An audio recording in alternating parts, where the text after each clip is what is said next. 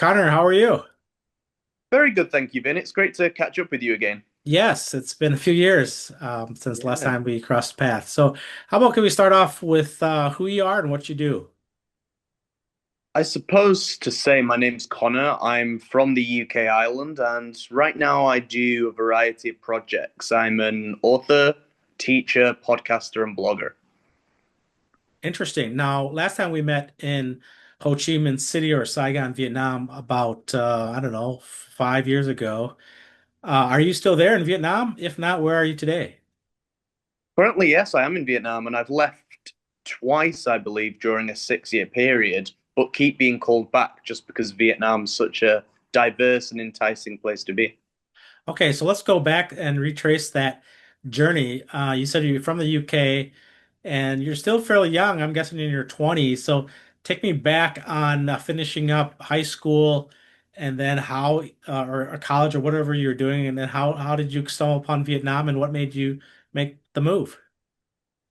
Yeah, it's a strange one, really, because if you'd have said to me at any point when I was 15 or 16 that I would move to Vietnam, I would have thought it was just wild. It just really wasn't on the radar. However, I went to university, the standard route, did a journalism degree, and I spent, after I graduated, roughly 9 months working at home in the UK. And I felt very unfulfilled. I felt like I had this burning desire to travel, and so I decided to do the traditional route of teaching English abroad, which would give me that opportunity.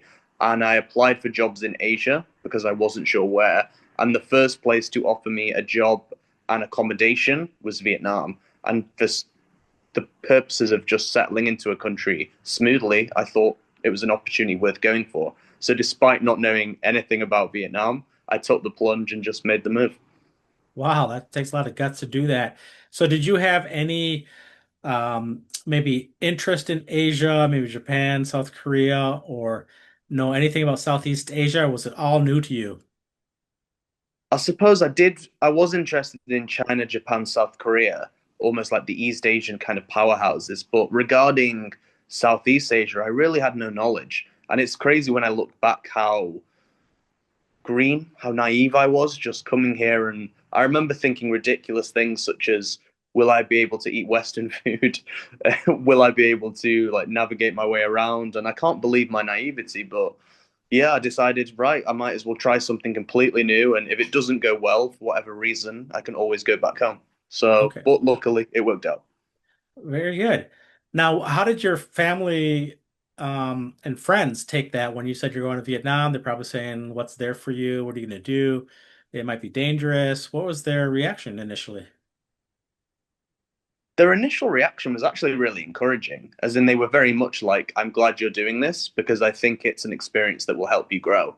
And that was a very positive sign, which meant that they were supportive of me on my journey, but were also, if for whatever reason it didn't work, they'd be there to welcome me back. So they very much weren't scared for me. They were very much like, go for it. We're glad you're doing this, which was really encouraging.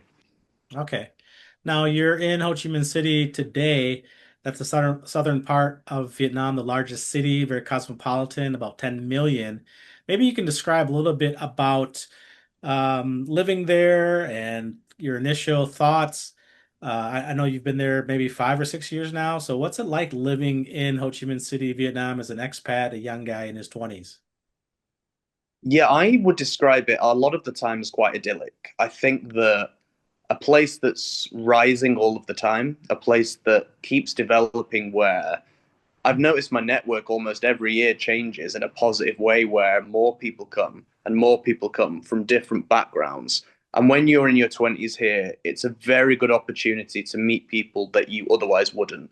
Where I believe in the UK, where I was from, where I am from, I would have kept the same friendship circles, which is okay. It's perfectly fine. But here I would really be expanding my network more broadly than I could have imagined at home. And it's the same with the opportunities where I've been able to do various sort of freelance things, such as, well, we'll start with the podcasting, then get into writing, bits of MC work, extra acting, and all these types of things that wouldn't really have been on the radar. And I think it was a great opportunity for in my 20s to come to a place like Ho Chi Minh which is very diverse, changing all of the time, and very abundant in terms of opportunity. I've really enjoyed being here, and I suppose it's why it's called me back on 2 occasions, even when I've tried to leave. Wow. All right. Now, maybe talk about some of the attributes. What are some of the highlights? What do you love about Vietnam or Ho Chi Minh City compared to the West? What are some standouts that you appreciate? I was actually thinking about this today. I think, in a strange way, Vietnam has an energy of graft and entrepreneurship where I think everyone could be classed as an entrepreneur, where whether it be the lady who sells me banh mi, bun bo hui, the shoe store down the road. I'm on a road in Phu Nhan, a very quintessential Vietnamese neighborhood near Phan Xích Long Street. And just the amount of sheer hustle I see every day, whether it be a salon, a food store, or anything else, does rub off upon you. So I suppose it's one of those points where every day you're exposed to local graft, local entrepreneurship, local hustle, shall we say. And as a foreigner, you really realize what I suppose the basics of what I took for granted back in the UK. You see it here in the local neighborhoods where they won't have, let's say, the same resources, but they, if not more, internal joy, such as more happiness than perhaps some of us do in the West. It's very, I suppose, some highlights for me are very recently, we had Lunar New Year, Tet holiday, and I saw Vietnamese families all mingling together on their porches, singing karaoke, offering me beer, offering me food, and just really trying to make me feel a part of it, despite the fact that I'm not Vietnamese. And I think that is a testament to the Vietnamese spirit. Other highlights possibly include spending Christmas here. It's huge in the West, not so much Vietnam, but you get to see the other layer. I've always got a sense of a highlight almost every few months. I was a groomsman for a friend's wedding. That was amazing. Family and friends visiting and loving it as much as I do. Those are some of the highlights. It's very much an ongoing journey, but it's nice to reflect and look at those special moments. Very nice. Yeah, I have the same sentiment. How about some of the cons? What are some things that kind of irritate you or some attributes that wouldn't be a good fit for people that are thinking about living there for 1, 2, or 3 years? Yeah, there are certainly cons. For me, the pros outweigh them, but I will give you the things that do sometimes irritate me. I think it does connect the city, but it is the traffic sometimes. I do sometimes get a little bit frustrated at the sheer unrelenting nature of the traffic. Sometimes it's the lack of walkability, the lack of nature. There are a handful of parks within the city, but not enough for my satisfaction sometimes. There's sometimes a bit of chaos, which it's a double-edged sword. If you have such a vibrant city, the downside of that is the chaos. But occasionally the chaos can get to you. And I did and I do sometimes travel outside to places like Australia, the UK, Spain, and it does feel very grounding to occasionally reset back at home away from the chaos of Vietnam. Hmm. Okay. Now, teaching English is still your day job. Is that what you're doing these days? No, no, I left that recently, and although it was thoroughly enjoyable, I fancied breaking out and trying some new roles. Okay. All right. And then we initially met on your podcast. Can you tell me about how that kind of what inspired you to start that? What was your motivation? Maybe what kind of the mission is and what you learned in that process. Yeah, absolutely. I came here, and after an 18-month period, I was slightly, I'd say I'd use the word unfulfilled. I remember thinking I had a little bit more to offer, perhaps within myself based on what I was thinking. And I remember listening to a lot of podcasts at the time, and I remember thinking, I feel like I could do something in this realm. And I'm sure in a city like Saigon, somebody would want to share their story. And so it transpired. I met somebody on a night out who, as we had our conversation, I said, I'm considering a podcast and looking for guests. By chance, would you be interested? And instantly they said yes. And I remember thinking, oh, that was really quite straightforward. So if I did that to other people, more people would do it, and suddenly this could become a thing. And it took off from there. Really, the podcast was and is because I recently rebooted, about comeback from adversity. So the challenges will always come in our lives, regardless of the situation. But I'm curious and I would like to focus on the second act. So after the challenge, what does the guest do to rebuild themselves? And I always wanted to focus on that angle. Hmm.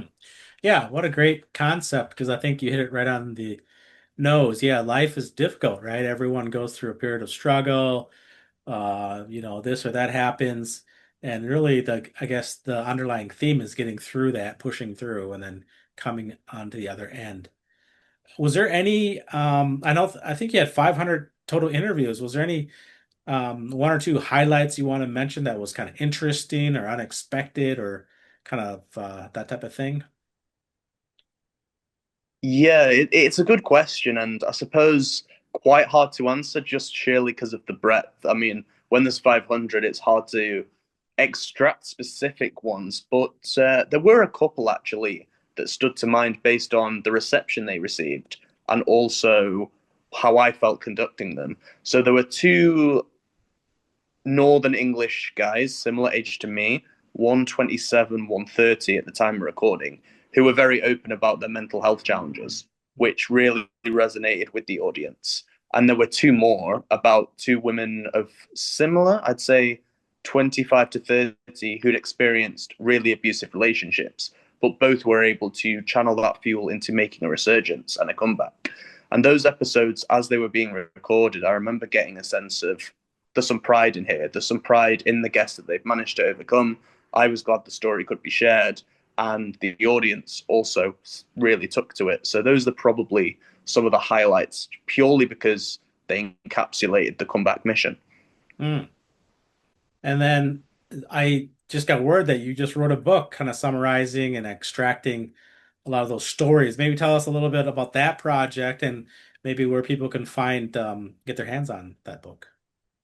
Yeah, absolutely. I did the interviews over a 2 year period, and as enjoyable as it was, it did get to a point where I felt like I'd probably extracted enough, really. I didn't quite have the desire to continue to go.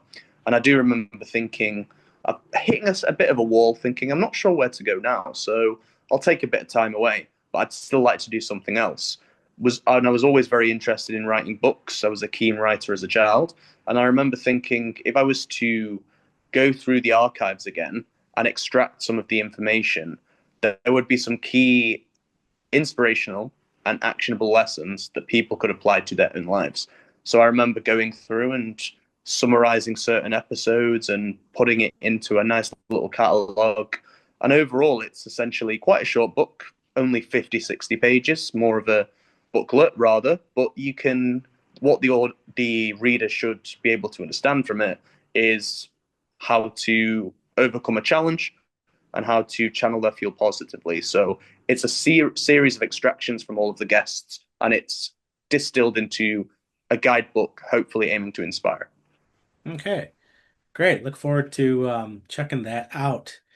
All right, so maybe you can talk about where you see yourself in the next I don't know 2 to 5 years. Are you gonna plan on being in Saigon or going back and forth, or are you kind of adamant about getting back to the West? Just curious of what your next steps might be. Yeah, sure. Sorry, I did forget to mention where people can buy the book, so I'll Oh, just mention okay, that just briefly. yeah. That's my fault. Yeah, so I have a website now which is linked to the second act. It's www.comeback, COMEBACK, what's your story.com. And within that, there is a shop where you can get the digital copies. If you are in a country such as the US or the UK or Australia, you can order via Amazon Kindle Publishing. They will send paperback or hard copy to your phone, also a Kindle. And if you are based in Saigon, I now have the physical copies. So I am distributing and promoting and self-publishing as much as possible. So that's the word on where the book can be bought. Your question was about where I see myself in the next 2 to 3 years, shall we say. It's weird because I am very recently, at the time of recording, it became clear to me it's 18 months exactly until my 30th birthday. So I'm Oh, having a few thoughts of what I'd like to achieve by then. And I remember thinking, okay, I'd like to really push the message of comebacks and the message of how you overcome the challenges out more. And I've been doing that in a blog format. In terms of where I've been staying, I've left Vietnam a couple of times and then always found myself coming back, like no pun intended. So I can imagine I'd still be here, but I'd like to travel a bit more again. I can see myself taking a couple of Vietnam sabbaticals, shall we say, and exploring places like Australia, places like Spain, places like the US, perhaps, places like Mexico, and just broadening my horizons a bit, I suppose. I quite like travel, but I like to have a home base, and Vietnam's an excellent home base. Wow, that's pretty exciting for someone like you to have all that experience and then kind of living up life as we speak. So, congratulations on that move. Thank you. All right, so that is Conor Kelly, his podcast, and about his book release. I'll be sure to include those links down below. So, thank you so much, Connor. Really appreciate it. Thank you, Vin. That was excellent to catch up with you, and I wish you all the very best. I believe you have a book as well, and congratulations on that. Thank you. Appreciate it.